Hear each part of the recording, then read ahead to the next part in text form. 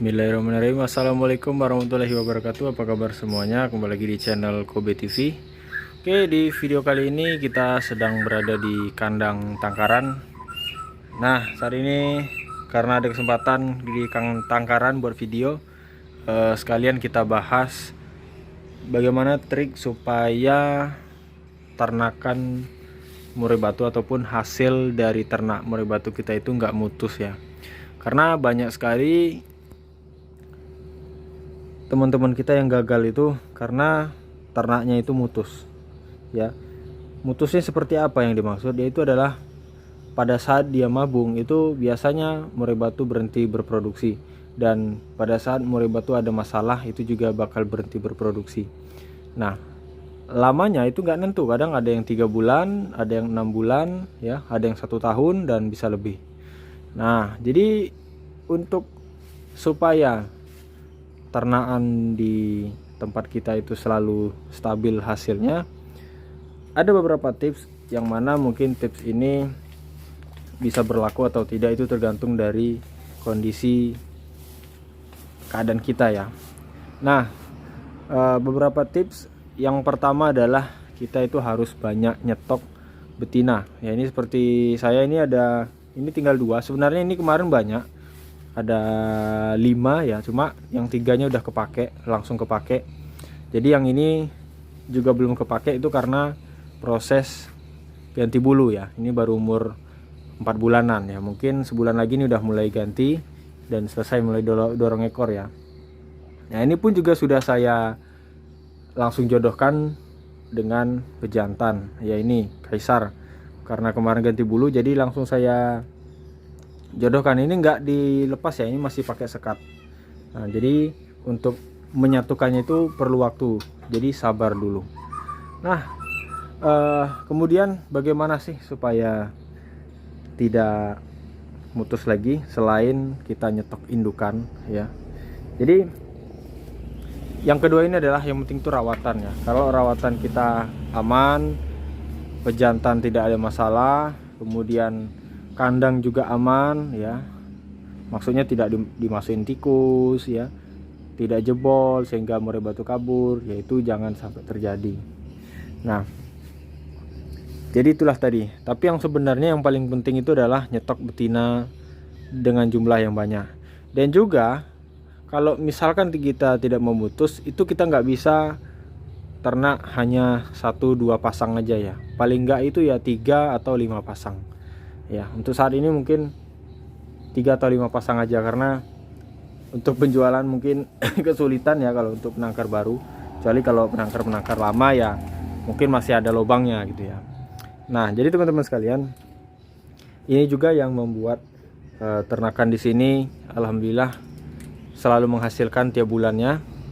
Jadi kadang sebulan itu 2 induk, 3 induk ya. Mungkin minggu ini 1 induk yang kita panen, minggu depannya 1 induk lagi, minggu depannya lagi 2 induk. Nah, itu jadi kita tidak ada jeda ya, insya Allah nggak ada jeda. Dan sejelek-jeleknya itu sebulan sekali lah gitu ya, atau 2 minggu sekali kita panen.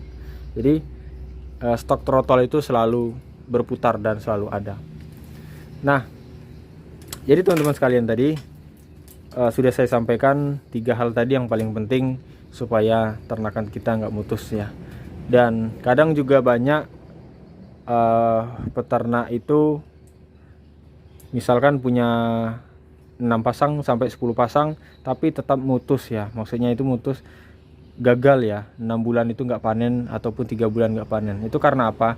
Karena mungkin rawatan yang tidak konsisten ya, sehingga indukan tiba-tiba ngurak, ganti bulu, kemudian indukan tiba-tiba ganas, ngebantai betinanya, indukan tiba-tiba mati, kemudian kandang kejebolan, dimasukin tikus dan sebagainya ya. Nah, itu sering juga terjadi. Tapi hal tersebut sebenarnya bisa lah, dari 10 ekor atau dari 6 ekor pejantan biasanya ada yang masih oke. Nah, mungkin dia stopnya karena betinanya. Nah, maka dari itu tadi saya sampaikan itulah fungsinya nyetok betina. Nah, sekarang saya alhamdulillah belum ada jual-jual betina dan saya juga nggak ada posting karena kuncinya ya di situ ya. Kemarin ada yang betinanya tiba-tiba mati, udah ngeram, udah mau netas, mati indukannya, sehingga saya itu langsung masukkan betina, stok betina yang ada ya. Nah, itulah tadi fungsinya.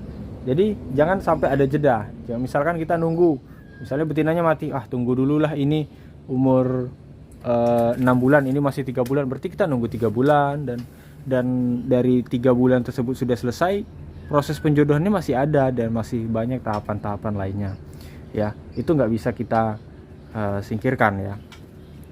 Nah, jadi itulah tadi teman-teman sekalian, bahwasanya supaya tidak mutus itu kuncinya adalah satu, betina, dan yang tadi ya seperti kandang dan sebagainya. Dan juga satu lagi, stok pasangan itu bukan satu pasang dua pasang ya. Kalau satu pasang dua pasang udah sering yang gagal, bahkan 3 pasang pun masih ya. Jadi paling enggak itu 5, cuma sampai 10. Cuma ya itu tadi, kita harus berpandai-pandai untuk masalah pakan. Entah bagaimana caranya, entah teman-teman juga ternak jangkriknya gitu ya, ataupun cari langganan yang cocok gitu, yang bisa harganya bersahabat dengan kita ya. Nah, itu tadi. Nah, di sini saya mau panen lagi. Kemarin udah panen. Sekarang saya jarang ya buat video pemanenan, karena banyak videonya saya buat itu ambil potongan-potongan langsung saya dubbing aja ya, karena untuk buat video ke samping ini sibuk ya, cuman ngasih makan aja kita di sini. Ini aja saya mikir, karena kayaknya ini anakannya udah gede, jadi pakannya udah mau habis ya, makanya ini tadi langsung saya kesini. Ini pakannya baru saya ganti nih. Jadi setiap siang ataupun sore saya selalu mantau ya, sebelum jam 4 ya. Kalau udah jam 5 itu udah telat sebenarnya. Kalau bisa itu jam 3, jam 2 itu udah kita pantau tuh, indukannya udah mau ngasih makan tuh. Tapi ini maaf ya, indukan kita harus panen anakannya. Nah tuh indukannya kan. Nah jadi periode yang kemarin, bismillahirrahmanirrahim, ambil aja langsung. Periode yang kemarin itu gagal ya, dikarenakan saya terlalu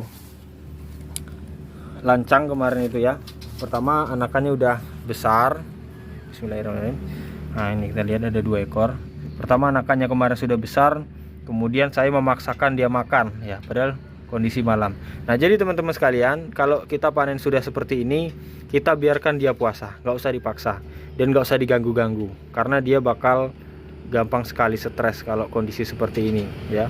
Jadi bagaimana? Biarkan, misalkan kita panennya sore ataupun maghrib ya, ya nggak apa-apa, nanti kita ngasih makannya besok pagi ya, besok pagi, ataupun belum mau dia besok pagi, siangnya juga nggak masalah, teman-teman nggak usah khawatir.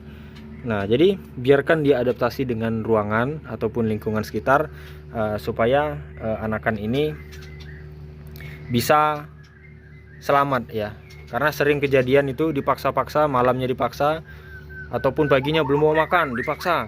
Nah akhirnya si anakan jadi mati ya. Tapi kalau siang itu nggak apa-apa dipaksa, karena dia udah mulai adaptasi dengan lingkungan sekitar ya. Kalau sekarang ini jangan ya, itu teman-teman sekalian.